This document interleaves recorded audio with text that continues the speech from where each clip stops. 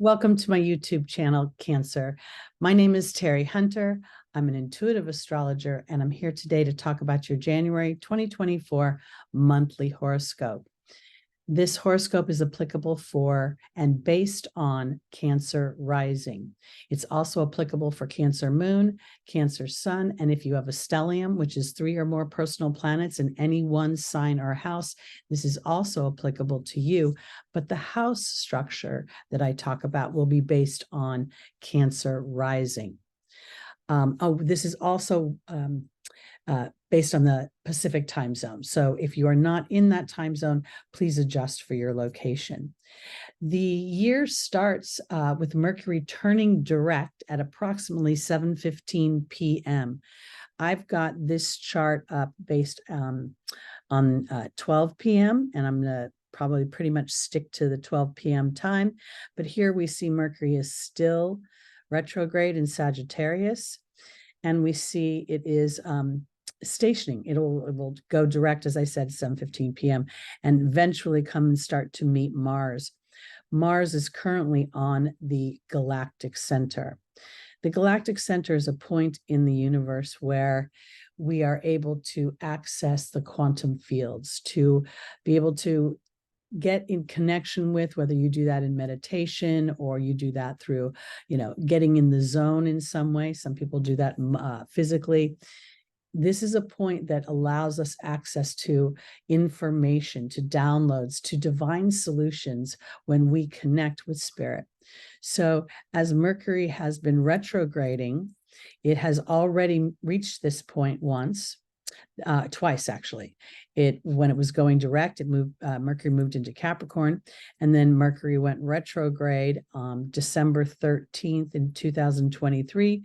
It crossed the galactic center, which is at 27 degrees of Sagittarius, and then it will go back over that point. I think this is extremely significant. I've done a separate video on that Mercury retrograde, because at the time, there's information that is coming through for you that will probably come through on an intuitive level. I don't know if it'll necessarily be something that you read or see in the media, but something that you feel at a deep level. And I think that this is important because Mars is about to enter its exaltation in Capricorn, and this is your opposite sign. It's actually your 7th house of partnerships, of contractual partnerships. And the information that you have divined during the Mercury retrograde could very well be called into action when Mars makes its entry into Capricorn 4 days later. Let me move the chart that direction. So here we see Mars is at 0 degrees. Now, when a planet is in its exaltation, it means that it's in its highest, second highest. When it's in its rulership, it's in its highest vibration. But second highest vibration, a welcomed guest, an honored guest in the house. And here, this is in Capricorn, an honored guest where we are, implementing leadership, and we are in many ways creating structures for civilization.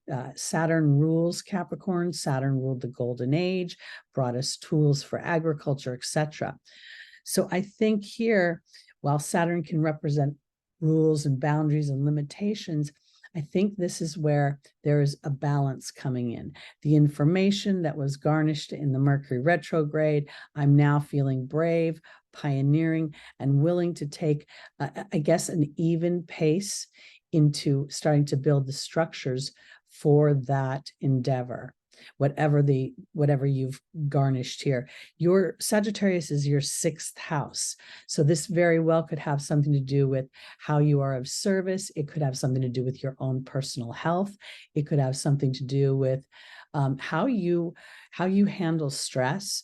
The 6th house is traditionally ruled by Virgo, ruled by Mercury.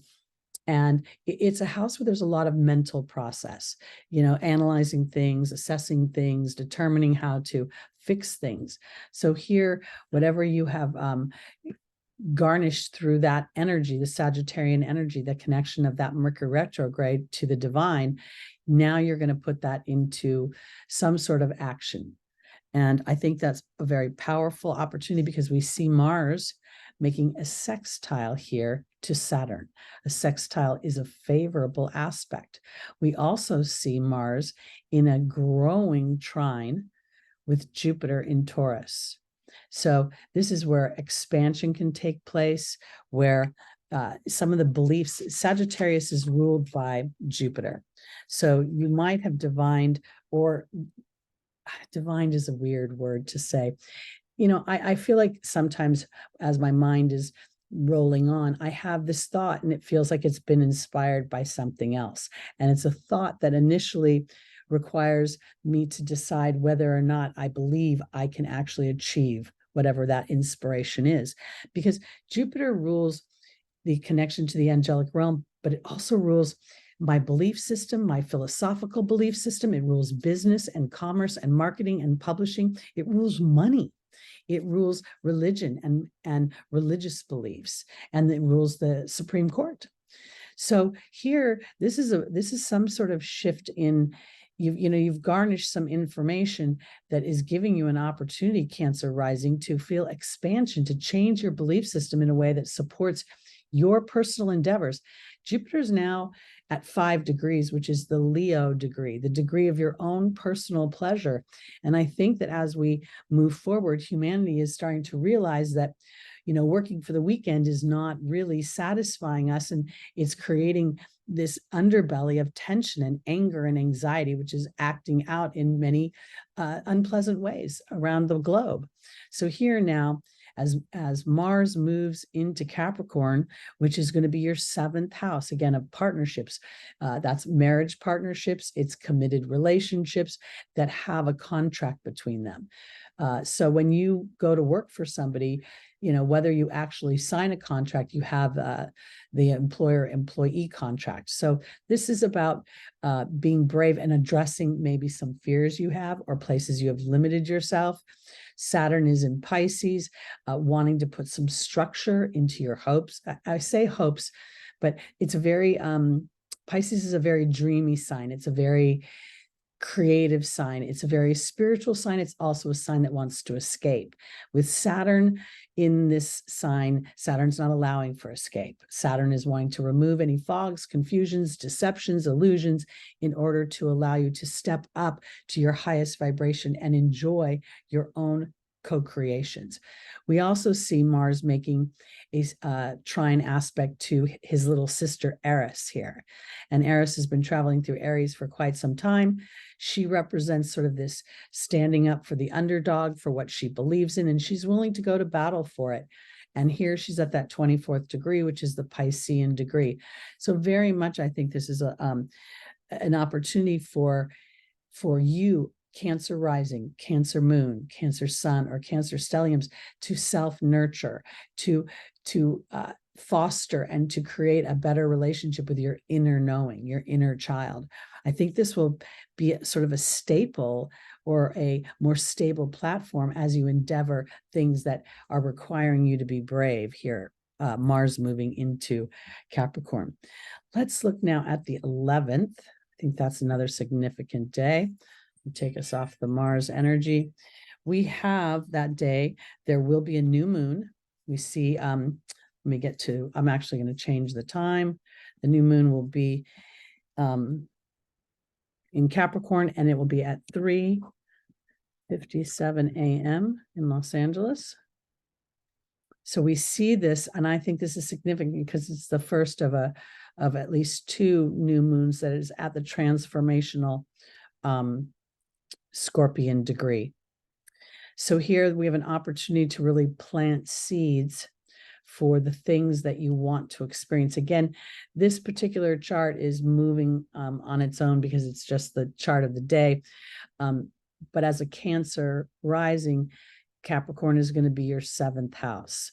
So there's something about planting seeds for new partnerships, for the rewards that Saturn has to offer, as you are willing to endure maybe the uncomfortable journey of putting yourself first a little bit, as others are not maybe used to you doing that. Here we also see Mercury exact the galactic center This would be a wonderful, wonderful time to really set some strong intentions, to put some focus, to put some, as they say, spit and polish on it, because the universe will be listening and again providing those solutions. So this is a real call to action here, because then we see Mars is at 5 degrees of Capricorn, that's at Leo degree, and we see Venus on the supergalactic, on the Great Attractor. The Great Attractor is a point in the galaxy that is really, it's an awareness in many ways of the law of attraction, that my thoughts are things, and as I express myself, I bring those things to me, whether I enjoy the experiences or not. So here, this is a real opportunity to review how you feel about money, how you feel about yourself, your skills, birthing those skills into the world, with having, the planet of self-worth and money, and the planet of my thoughts and my everyday activities in the sign of Sagittarius on these 2 points. This is an extremely powerful time to anchor into the universe and say, okay, I'm ready to take action. Now, we do see that this new moon, let me click on the sun here, has a hard aspects, what they call squares, to the south node here in Libra and to the north node here in Aries. This is kind of one of those things, Cancer, that you're very much the sign that represents the mother, represents the birthing of and the tending of the family, the caring of children, feeding, nurturing. And here, this is where the tension could be, because there's a real call to understand from the universe how important your individuality is, how important it is to take care of yourself, to not sacrifice the self for another because it doesn't represent a balanced vibration. So here's the south node in Libra, which is, the sign of partnerships, the sign of harmony and peace and civility. And so the south node represents our past, what we're used to, what we are familiar with on a soul level. So this new moon at the transformational 20 degrees scorpionic degree, heading over towards Pluto here in the last degrees of Capricorn, is really about rewriting that structure and allowing that the underbelly of your fears bubble up so that it can see the light of day and realize that it's an illusion. And that could very much be Saturn's transit through Pisces, that when we are self-sacrificing, we are actually building resentment, and we're building expectations that are unfair to those that we love and we nurture. So I think this is super powerful, and it's a really good day to be aware. And that awareness will call forth experiences that will help you anchor this in. Now, we also see this trine aspect to Uranus in Taurus. Uranus is retrograde at the 19th degree, which is the Libran degree. So this feels like it plays somewhat to this south node in Libra, because it's saying, hey, guess what? We need balance here. Always everything going out is not good. There's an ebb and a flow. So Uranus is going to throw a bite of rebellion in there, an unexpected situation, potentially an unexpected situation. And in that situation, you get to make a choice. I almost feel like if something came up, if you had something planned, Cancer, and you were looking forward to it, and then something came up that was an obligation, a duty, a responsibility that would interrupt that, the tension may be, do I still do the thing that's for me, or do I acquiesce that thing? Do I give that thing up to do what is required of me as a parent, as a nurturer, as a supporting character in someone's life? Because actually taking care of you may be the very thing that starts to represent something for the other person, and they get to step up and feel the power of their own co-creation. Okay. I also think that Uranus can break up. Uranus is, I'm sorry, not Uranus. It is Uranus. Uranus in Taurus. Taurus naturally rules the second house. The second house rules our family history. It rules history in general, but it rules our self-confidence, which we, is nurtured within our childhood. So there could very well be some revelations that come through that allow you to integrate your more challenging previous experiences in life and transform them into tools. I, as an intuitive astrologer, don't really believe in releasing anything. Everything sticks to me like glue. So I want to know how to use that glue to bring my life together the way I want to frame it. I think that's important. Okay, on the 13th, where's my little cursor? We're going to see, oh, let me get back to the noon time. Hold on. All right. And then on the 13th, we're going to see Mercury move into Capricorn. It's a little later in the day. Right now we see it's on the cusp here of the house change. And it's going to start approaching Mars. Now, when these two were traveling through Scorpio at the end of 2023, it was a little rough. But here in Capricorn, it's a little bit different because, again, Mars is an exalted guest here. He's in his vibration of feeling very welcome. His voice is heard. He doesn't have to yell and be harsh here. And here, Mercury moving into this sign is going to start to put the structure mentally into what Mars is wanting to birth, what Mars is wanting to experience in a new, renovated, pioneering way. Be the hero in his own life, in your own life. And here we see this trine. Again, this has been going on for almost 2 weeks now. And this is wonderful because this really supports this restructuring, this new beliefs, the possibilities that I can use my skills and actually make money at it. And then we see, again, this wonderful sextile between Mars and Saturn. Now, oftentimes when I've, listened to other astrologers, they feel a push-pull. Saturn wants to slow things down. Mars wants to push forward. But I always think of it sort of like Mr. Miyagi and Daniel in The Karate Kid. Mr. Miyagi is Saturn, Mars is Daniel, and Mars doesn't realize what he's doing when he's wax on, wax off, and then it's through his frustration that he sees the wisdom of Mr. Miyagi's chores, quote unquote. If you haven't seen the movie, I apologize for my metaphors, but that's how I roll in my brain. So this is where these two Mars is starting to see the wisdom of strategic action rather than just bursting on the scene, of taking a real time to stand and plot a strategy. So I think this is really good. We see on the 19th, this could be an interesting day because the Sun and Pluto are both at 29 degrees of Capricorn. Now, the Sun whips around the Zodiac every year, so it meets Pluto, once a year. But this is a little bit different for me because we're in those anaretic degrees. The 29th degree is a significant degree, and it's a degree that reduces down, 29 reduces down to an 11. So for me, I think this is what we call the master number of thought. What are my thoughts? What am I thinking? What am I focusing in on? And we experienced all this beautiful energy. Here we've got Venus almost on the galactic center. She's within 2 degrees of the galactic center.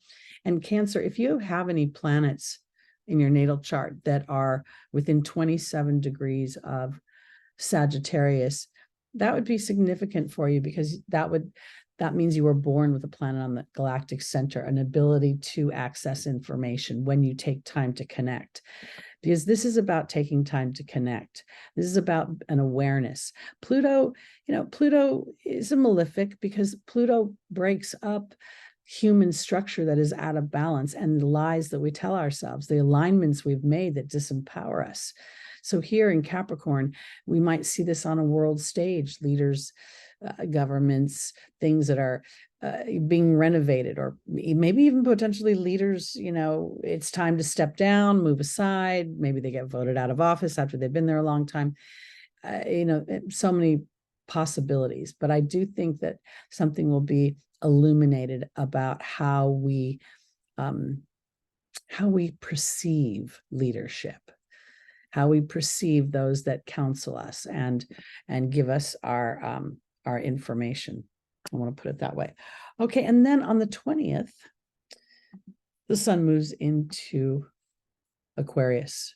Now, this conjunction is still going on because, Pluto's staying here, and Pluto is actually going to move on the 21st into, we see right now it's at 59 minutes. So it's just, they're just literally minutes apart for like 3 days.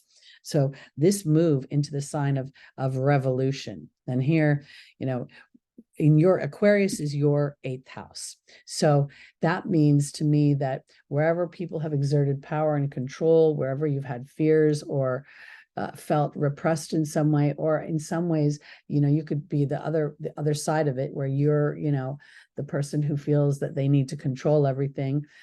There's something's going to come up that's going to bring that into balance. And I want to offer it this way, because when we feel like we need to control things, we usually feel a sense of fear about something. So when we can put things where we can see them and where we know they are, there's a sense of safety and security. But this is where I think the downloads from the galactic center can be so powerful for your self-worth, for your connection to trust a bigger picture, that there's a lot of things going on behind the scenes that will reveal themselves, and your ability to stay aligned to that, I think, will be very, very powerful. Okay. Oh, and by the way, I should say that this is actually Pluto's re-entry into Capricorn. I'm sorry, re-entry into Aquarius, as it dipped its toe in 2023 over here before it retrograded back into those last degrees of Capricorn. And everybody that is a cardinal sign was feeling it in one way or another. You have been feeling it in opposition. So it could very well be that things outside of you that were really, pulling on you, requiring you to change focus because somebody else needed something. And I think there's a wee bit of a rewrite going on now, where you start to see the wisdom of self-care. On the 23rd, Venus will have moved into Capricorn. Now, traditionally, Venus in Capricorn is a little more, how do I want to put this? She wears, long skirts sometimes. She might be a little more buttoned up. I guess I could put it that way. We see Mercury and Mars in this tight conjunction here. And I think what this is all about is strategizing again on how I'm going to take advantage of the energies that I have garnished.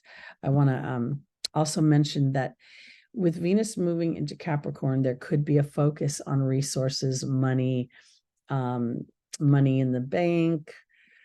There's just something between this Pluto and the sun, which I still think, all the way on the 23rd, they're still having a pretty big conversation. There just could be something going on with resources, a tightening of resources, or something coming up. I don't quite know what it would be on a world stage, but for some reason money is very much popping out at me. Venus will begin as she moves into Capricorn, as she reaches the 3rd, 4th, 5th, 6th degree. She's going to go into trine to Jupiter. And this might be where you get brave, all the strategizing that's been done about whatever this, birthing something for yourself, taking care of yourself, honoring yourself in some way. You could either start a small business and start to see money coming in. You could find your voice, your skills, and start to feel a little bit of traction towards your dreams. And that's what could be breaking things up over here to afford this opportunity that Venus is giving you in Capricorn. And Capricorn, Venus in Capricorn in your 7th house. Finally, we will have a full moon on the 25th. That full moon will be in Leo.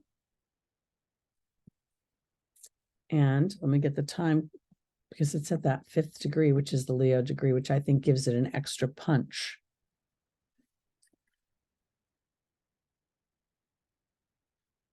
And I think this is in a good way. So here we see the moon and the sun are in opposition. There's the 5 degrees. Now, yes, there's a square here to Jupiter, but I think that this is for you personally, could potentially mean that, okay, so this is your 8th house.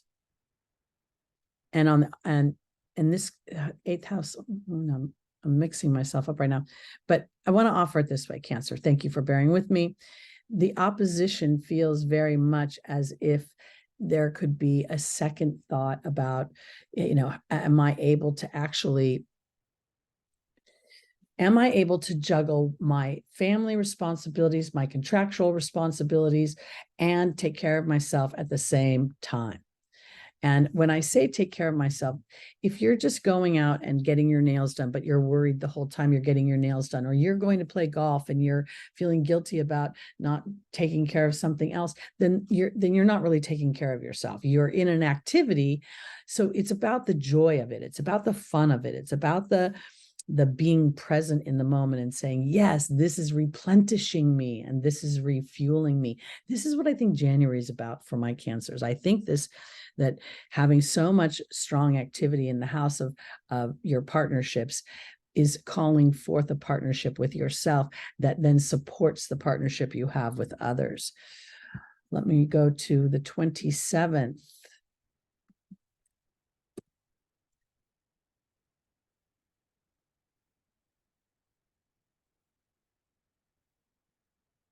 This is a day that I think is powerful for Uranus. Uranus has gone direct. You see Uranus here. Uranus is making a trine at the Leo degree between Mars and Mercury. I really, truly think that as you put in the time and attention and you allow for your own personal joy, something gets created, something gets birthed. And it may be just a vibration within your own body. I know we're all energetic beings. Some of us vibrate and more like a bass or a baritone. Some of us vibrate more like a soprano. And I think that this feels like you're starting to vibrate more like a soprano. Now, there's an odd aspect between Venus and Uranus, but Venus is in a great aspect to Jupiter. So it just, I think what may happen is Cancers, you feel actually nervous about something you're birthing for yourself. And you may be, who knows, maybe you're launching a YouTube channel, maybe you're starting to post on TikTok, maybe you've decided to quit your job, maybe you've decided to leave your marriage. I mean, I don't know if that's it, but if you've been sitting in a situation where you are constantly depleted and you're constantly being pushed into dynamics that are making you feel, as if you're a cow and somebody's milking you, then it's time for a little revolution for you. And I think that starts first on the interior.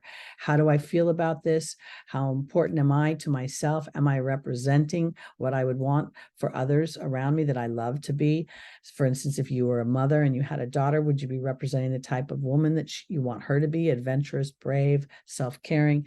There's a lot of stuff going on, especially with the nodes where they are in this last year and a half, or what will be by the time they move on. I'm sorry, I didn't mean to do that. I want to point out that these nodes this is all about creating harmony and peace and some kind of cooperative partnership.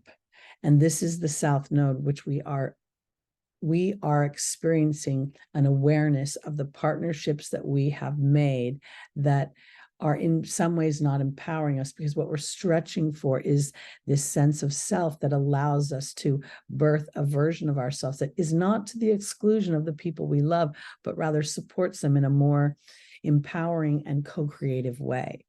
And the couple signs that have the most challenges with that are the ones that help and take care of others. And Cancer, you rule the mother. So you're kind of number one on that, in that challenging vibration of, is my own self-care selfish?